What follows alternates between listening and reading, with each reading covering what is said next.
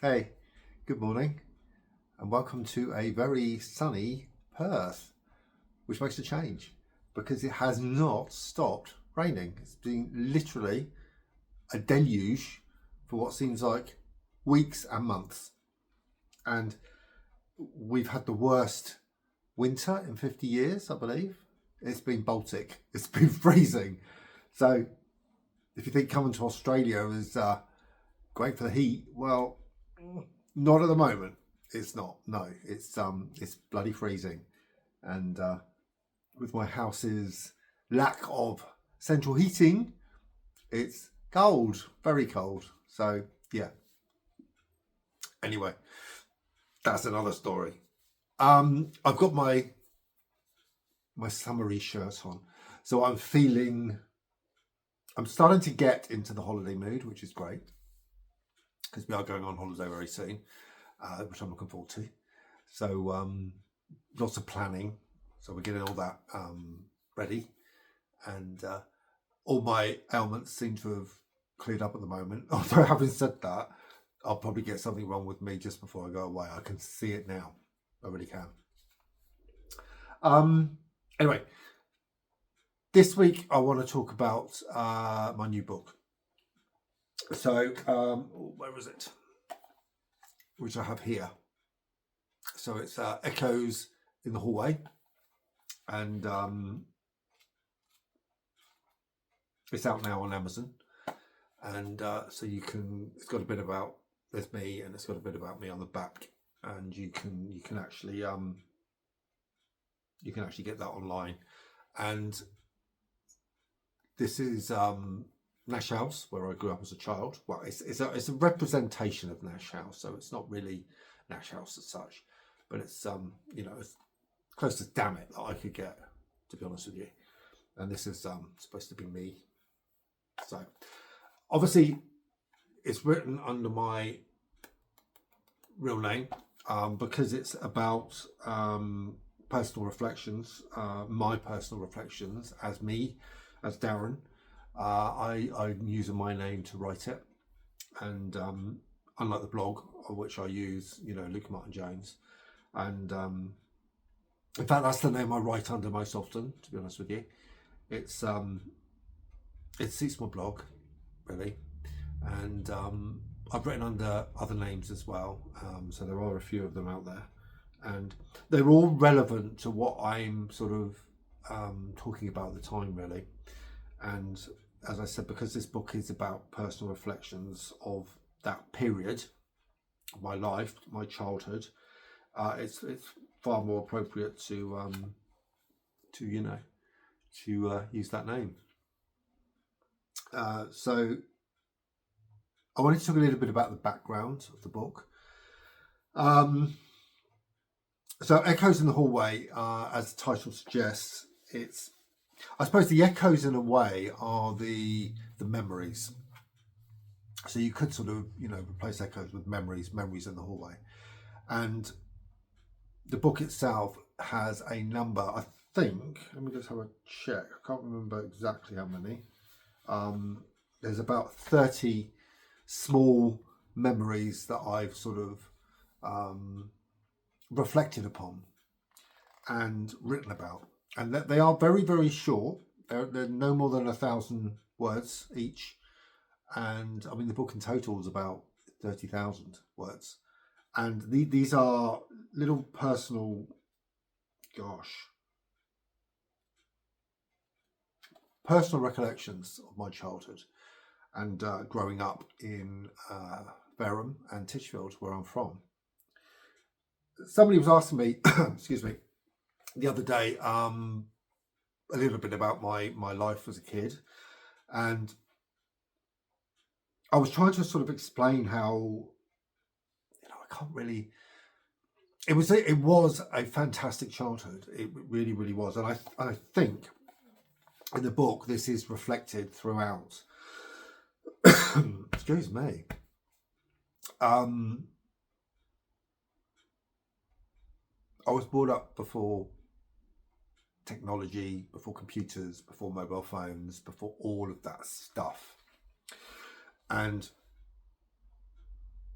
mine was the last generation to experience all of that. And I suppose, in many respects, that's what makes my childhood so memorable and so happy, because I did all the things that children should do. And when you talk to kids these days and you explain a little bit about your past, and it's unbelievable, really, because look, I'm now an old man explaining to people about my idyllic childhood, and it's strange, because you'll look in the mirror and you'll see this old man looking back at you, but deep down inside you're still that young boy that's portrayed in this book. And my feelings haven't changed a lot since I was a child. That they're still there. That I'm still that person, And when you talk to other people about the things you did as a kid and the different occasions, and it's a different world, and they often look at you bemused, and they're thinking, well, today's far better. We've got this, and we've got this, we've got an iPad, we've got an iPhone, we've got all these things, and I'm just thinking, you really haven't got a clue. Having said that, I am glad that I was born when I was, because yes, I experienced life without technology, but I've also embraced technology as I've got older.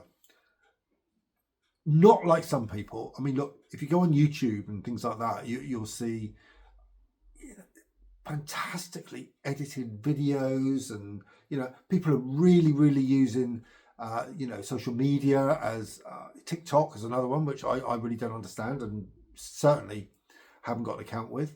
I did try it once, but it just didn't work for me at all. It didn't. So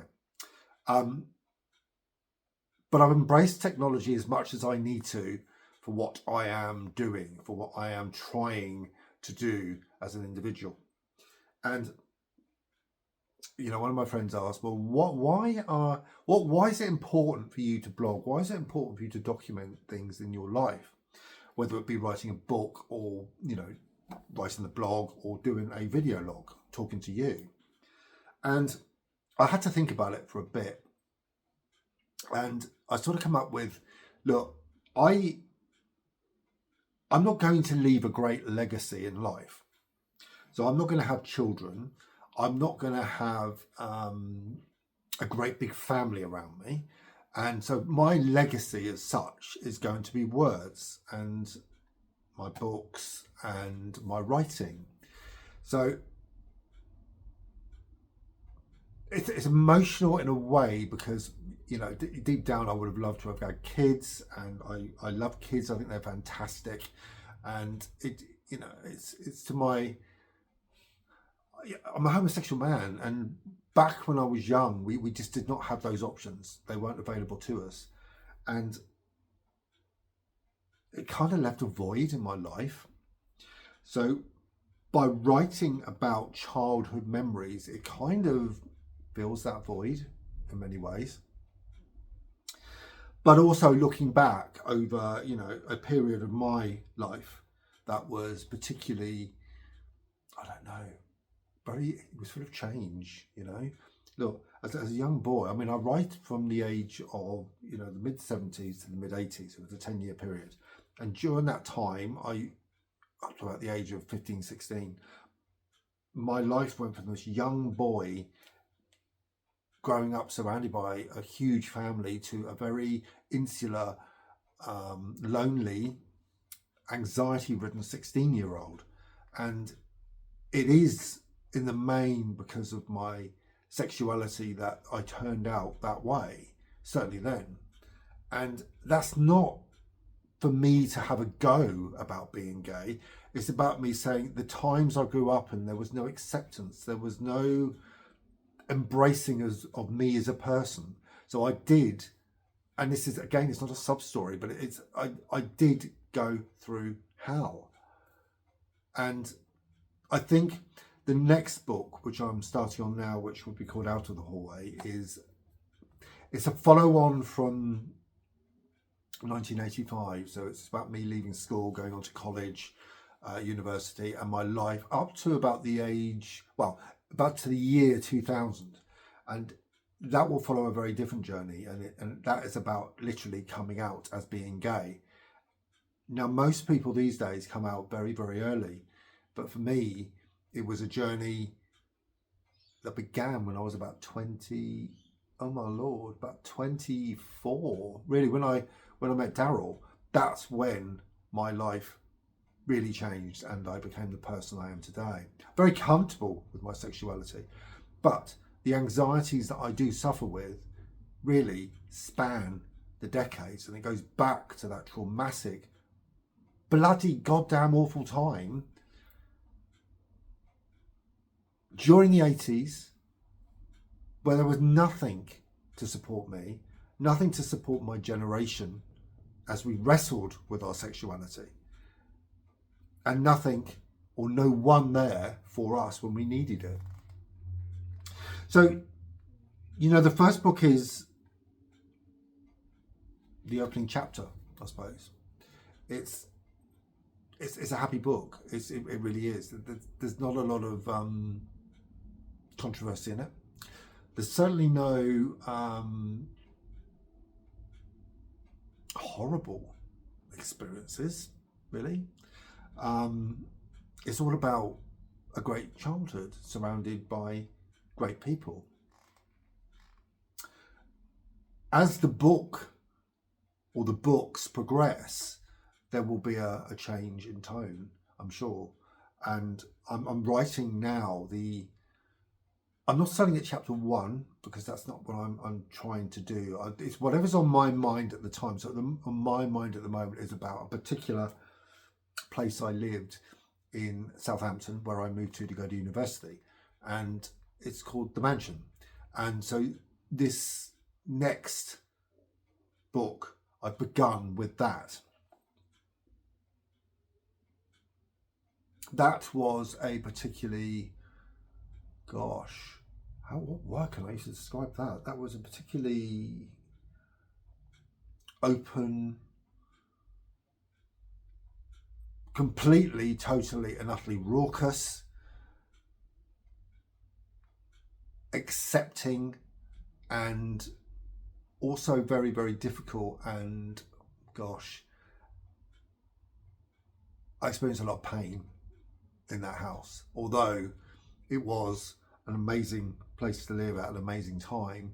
Living in that house, I did, I had my fair share of ups and downs, should we say. And, I will write about that in that chapter. So, today this is not about having a polished vlog or whatever. This is really just about talking to you about a book that means a lot to me and my heart. And I've just sent my father a copy, actually, and I don't know what I think about it. It has a lot of meaning for him as well, I'm sure, and he will enjoy reading it, absolutely. But for me, it's the beginning of a journey, and it's the beginning of a legacy that I'm going to leave behind for other people. Whether they want to read it or not, I don't mind. I've sold quite a few copies, which I'm really proud of, and I've had some great feedback so far. You've got to remember, these are short stories that were written over a long period of time. So they may differ slightly to my more cohesive writing these days, and the tone is very different as well, and it's a little bit twee in a way, but my life back then was a little bit twee. And I know when I wrote this, it was really, as I said, it was an emotional journey looking back at these small recollections. And I can't say enough how enjoyable it's been. It has been a fantastic period to cover. So this is it's just a little chat today. That's all it is. It's not particularly long. It's not particularly long. I'm not going to do any writing today because I'm in the middle of writing a book. So it's just about being able to chat with you, really. and saying thank you for buying the book. It's very much appreciated. And yeah, wish you all the best. Ciao for now.